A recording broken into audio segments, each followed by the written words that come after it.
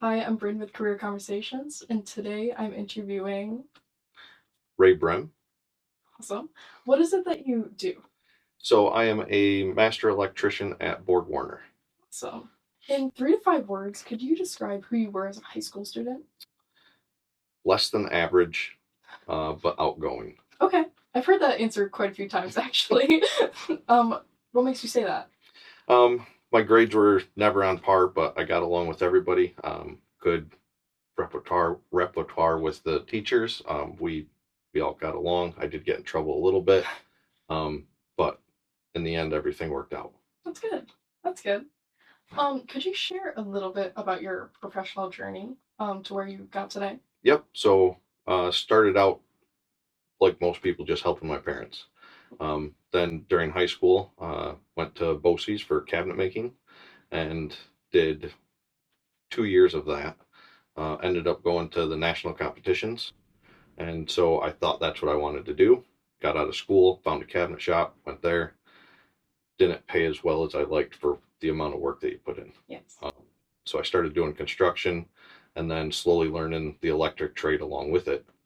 Um, and then it was time for a shift for my family life. So needed better hours, better benefits, health insurance. So went to Borg Warner, and just started there as a manufacturer, just not any particular role. And then I found the apprenticeship and applied for that, got it, and then 6 years after that, Master Electrician. Huh. That's a really interesting switch. Huh. Okay. What type of education or certifications do you have to get? So it's most places for New York State um, journeyman electrician. It's 4 year roll and or 5 year roll. Borg Warner switches that down to a 4 year roll, and then for their extra, you have to do another 2 years. Okay, I see. I see. Um, did you go to college for electrician, or was it all just from your experience? Just from experience. Okay. Okay. Do you think going to college would have upped your chances to either be in a higher role or understand the material? So people learn different ways. Yeah. And so I work with some people that did go to college, and they are typically on a different avenue than I am. Okay. But working together with two different ways of learning Mhm. solves problems way quicker. Interesting. Would you care to expand on that? Yeah, so some people are a lot more technical. They go to school, and so everything's done by a book, and they're taught like this is a step by step process, and so they go through that, and they tend to use a computer a lot more. Okay. And because I was hands on my whole life, that's the approach I take. So you start at both ends, and meet in the middle somewhere. yeah. Sometimes they're a lot quicker at what they're trying to find, and other times I'm a lot quicker. So That's interesting observation. As a master electrician, how do you deal with apprentices or people that want to come into your field? all right, so this is a good one. So there's some people that are ready and willing to learn every day they come in. And those are the people that are fun to train, fun to be with.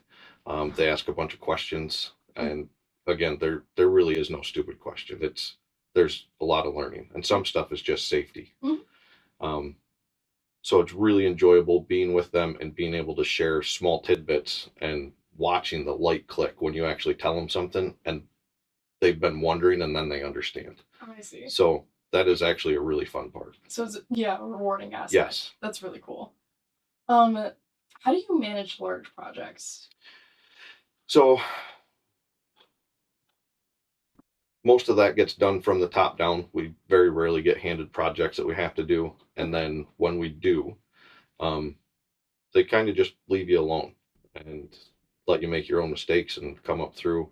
And it's fun for me because when I did construction, I was doing large projects anyway. So you get to kind of think 3 steps ahead on how everything's going to be. Yeah. And that's definitely a lot better than just going in and plugging wires every day. Yeah. Yeah. Was there a favorite part of your electrician journey that you would either go back to, or are you satisfied with where you're at right now? I wish I was more technical like the people that went to school. I see. Okay. So if I could go back and try to mix that in better with the learning. Okay. I see. What do you find most rewarding and then later most challenging about your position? So typically it's the same thing. The most frustrating and the most rewarding are the same job. Okay. So if you get into something and machine's not quite working right and you're going through and you're testing everything and it goes 3 days with 3 shifts and Yeah. nobody can figure it out, and then all of a sudden the light clicks and you get it. So you're frustrated because you were there for 3 days. Yes. But then when you're the one that actually gets it, that's pretty cool. Yeah. Huh. Okay. Yeah. Because then you get to visually see all the effort that went into it. Right. That's really cool. How do you make sure your workplace is safe for you and those around you? Cleanliness is a huge part. So if you're tripping over stuff or can't find tools, or everything's greasy, dirty, that's just unsafe. Not nice. Yeah. So try to pick everything up, clean it. Mm-hmm. I can't say my desk is the cleanest, but my toolbox is pretty well organized. That's good. So some factors, and if one was to want to go to in this career field, gotta know how to clean, organization. What else would you say? Just be ready to learn. Soak everything in, have the questions, be willing to ask. You get some people that are just not as social. Yeah. So I think they could benefit a lot more if they would just talk. Yeah. Okay. So learning how to communicate. Yeah. Okay. Yeah, and actually we do have to go through a communication class when we first start. Oh, I see. How long is that typically? It's really only like 2 weeks, I think. Okay. And I think it was put on by one of the local colleges, and they come in and it's like a public speaking class. I see. So is that the only type of class that you guys have to take? Nope, there's different math classes. And then as we're doing the apprenticeship, there's a bunch of books that you have to read and answer and take tests. And what tools and instruments do you use on the daily? Really just screwdrivers, a multimeter just to test voltage and ohms, and then a helmet and face shield and harness when we're up in lifts. I see. Okay. Is there a least favorite part or machine that you don't like to fix? No, not really. Okay. We have some difficult parts within the building that some people don't enjoy to go to. And I'm just up for learning. I see. So you're hands-on, put me in. Yep. Yeah. That's cool. Yeah. Awesome. What advice would you give to students who want to pursue this as a career? Start as young as you can. Yeah. Because it's always easier to learn then. Yeah. Yeah. So, and you might change your mind throughout, like which way you want to go. And some people want to go more to a tech aspect. And that's great. And there's all sorts of different avenues that you can go within the trade. Yeah. So I'm not sure there is a good answer for what you would want to learn. Yeah. Okay. Yeah, it's whatever suits you. Yeah, whatever comes your way. Yeah. Whatever you pick up. Yeah. I get that. My last question for you is there a not necessarily academic source that you listen to help you with your career, like podcasts, books, magazines, anything like that? Believe it or not, it's actually YouTube. Really? Okay. How's that?